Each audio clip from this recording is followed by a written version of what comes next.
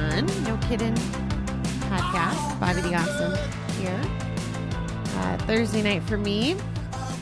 We are working on step 8. We started last night, and we're going to work on some of the questions tonight. Before I get into that, I just want to express a little gratitude. We continue to grow pretty aggressively the last few months, and I just wanted to say thank you. And I want to give a big shout out to San Jose, California. I live in upstate New York, and you would think that most of my listeners would be from the area, but you're my number 2 town as far as listeners and followers. So I want to let you know I see you and I appreciate you. So thanks for tuning in. All right, gang, step 8. That's what we're working on. Made a list of all persons we had harmed and became willing to make amends to them all. So we talked about starting our list last night, and we read through what the GA literature says in the Work on the Steps pamphlet. And hopefully you either started writing down people, including yourself, that you have harmed. I really, really suggest using this as an exercise to wipe the slate clean, for lack of a better word. But you can't change the past, and I want you to treat yourself with love and kindness and forgive yourself for any of the harm that's done and let it go. Hanging on to guilt or shame or any of the shit feelings that we feel about our past doesn't serve us. We can't move forward if we hang on to it. And we need to move forward, and we need to grow, and we need to live fabulous lives. So that is my rant on that. So let's explore some of these questions. And it's one of those nights where, quite honestly, I didn't look at them. So you're going to get Bobby au naturel. And if this is your first time doing a step meeting with us, a step virtual podcast meeting, the way I envision it is as if I'm sitting in a GA meeting sharing. And I hope that this serves someone who, needs a meeting and can't maybe get to one or doesn't have access. That's how I kind of visualize both sides of this. Like I'm sitting in a room sharing, and that whoever's listening to it from a podcast perspective is maybe, driving down the road and just needs a little touch of GA in their life. So here we go. Step 8 is the beginning of our public relations policy and the end to isolation from our fellows. A fascinating adventure with our newfound knowledge, and backtracking to survey human wreckage is required. The discussion points: how we harmed others by gambling, and injuries that we cause to others are festering. What are we doing about them? Harm I've caused others from gambling. So one of the biggest points that I definitely talk about is all the missed moments of harm.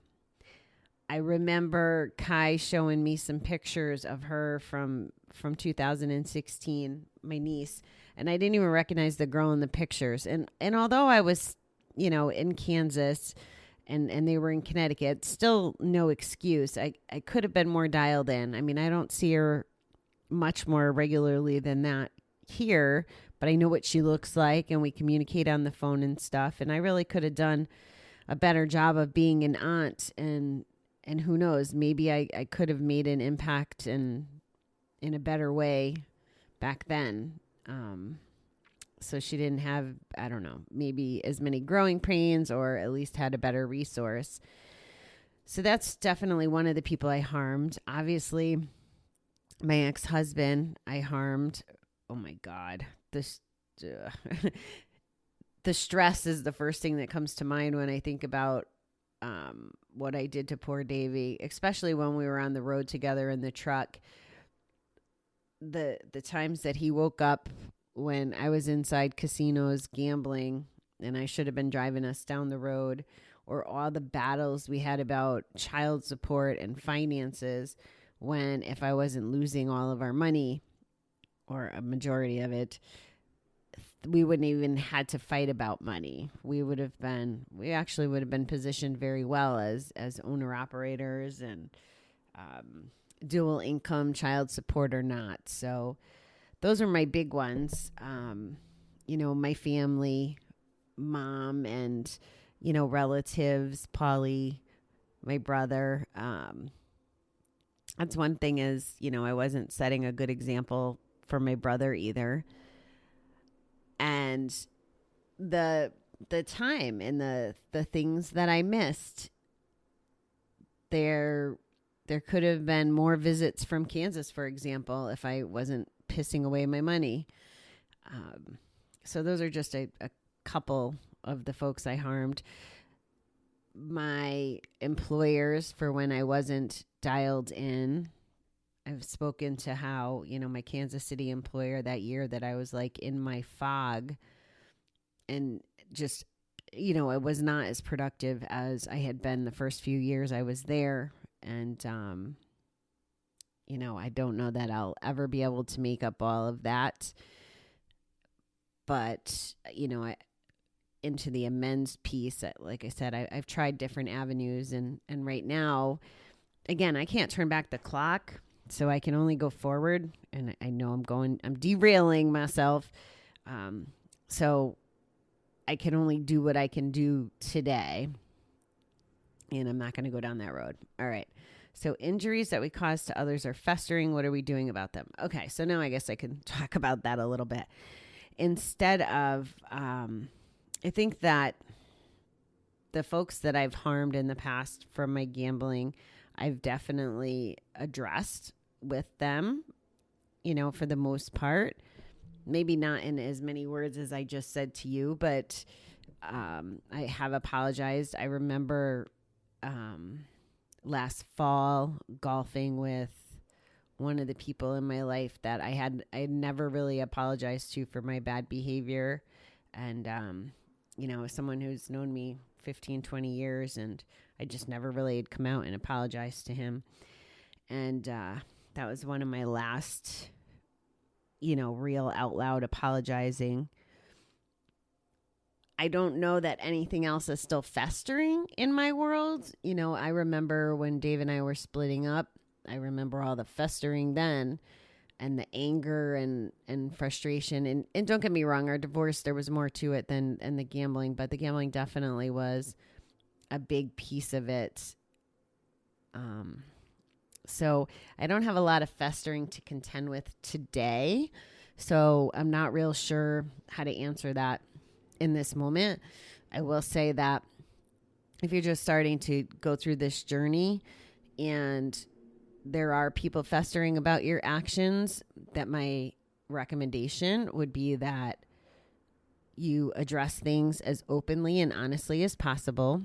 And if people need to let their anger out, let them let their anger out. Don't be defensive. Don't be argumentative. Just let them do what they need to do to process it. Where we are as gamblers has a whole different perception than how the people on the other side of our gambling are impacted. It's just not, it's not apples to apples. And one of the best ways I think that I've heard this explained is, let's say that you're in a marriage and you've been cheating on your spouse for a year, or maybe not even cheating. Maybe you just know that you're going to end that relationship. Like you've checked out and you're contemplating divorce for whatever reason, but you've started mentally going through that process and emotionally going through that process in your head. So you get to the point where you tell your spouse you want this divorce, and you've been thinking about it for a year, but they're completely blindsided. They have no idea that you're feeling this way. They have no idea that you'd want a divorce or that you'd want to leave them. It's that context. It's thinking about it in that way. They would need to catch up. They would need to go through their emotions. Like if you're the one who's wanting the divorce, you already know, you've already went through the maybe the anger or the resentment or the lack of attraction or whatever all those things are. You've already had time to process it and you're mentally ready for a divorce. Well, for someone else to get prepared to be in a divorce, it's kind of a big deal.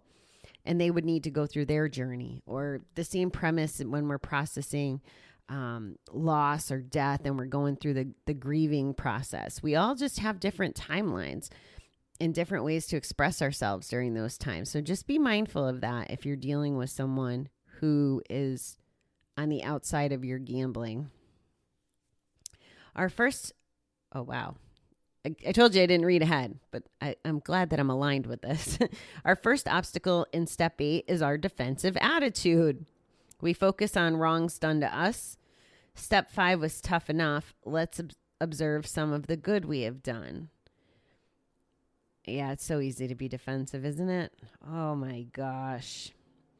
The discussion points around this are blaming. Do we dwell on our limited successes? Do we avoid painful views in the mirror? And enemies who became friends and why? So yeah, blaming's funny though, right? Because we may blame someone legitimately for our gambling. You know, maybe they stressed us out, or maybe I'm married to an alcoholic, or maybe whatever. Or my boss pissed me off. I had a bad day. I could blame them for why I'm gambling. But the reality is I didn't have healthy coping skills or, an arsenal of good tools to handle that situation. But blaming them instead of looking in the mirror is definitely the easier approach mentally. But it doesn't serve us. Do we dwell on our limited successes? Do we avoid painful views in the mirror? I think that this is a common thing. We, even if it's not a limited success, our human nature to beat ourselves up and to have those negative voices in our heads, we don't focus on the good anyway. Like it said, let's observe some of the good we have done. We can do good, and we don't have to be defensive and argumentative about everything. We're going to be defensive if we were wrong. And if we were gambling addicts, chances are we were wrong, whether we were stealing time or money or lying. I mean, there's definitely a lot of conversation in the rooms, both GA, in my groups, that it's almost like gambling and lying are synonymous. If you're a compulsive gambler, chances are you're a compulsive liar because you're trying to hide it. It's not as obvious as some of the other addictions out there. And as far as avoiding painful views in the mirror, if you're not working on this is one of the things that I really encourage you to do. I think the self-awareness piece is so huge. And I'm not saying it'll happen overnight, but once you can see what you're doing wrong, well, there's a couple phases of this, right? Like there's the looking back, like in this step work, and then, apologizing and following up and taking care of that part. But then if you've learned how to be that self-aware of your behavior and your actions and your words, and you can start adapting that behavior, maybe not perfectly, and maybe not immediately, but at least being aware of what's going on with you will help you if you're striving to be a better person. And if you're shooting for recovery and stuff, I imagine you're trying to be a better person. The other part of that is the same thing as I've said about this. Don't hang on to that past. If there's something in the mirror bothering you, you now have an opportunity from this moment forward to do the work on that and to get past that. It doesn't work if you don't know about it. So you have to be paying attention. And it doesn't work if you're not working on it, whatever avenue that is. And then enemies who became friends and why. I actually have no idea what that means. Enemies who became friends and why. In the context of this, I'm wondering if it's because we've lost our friends through the addiction. That's one thought that comes to mind. Or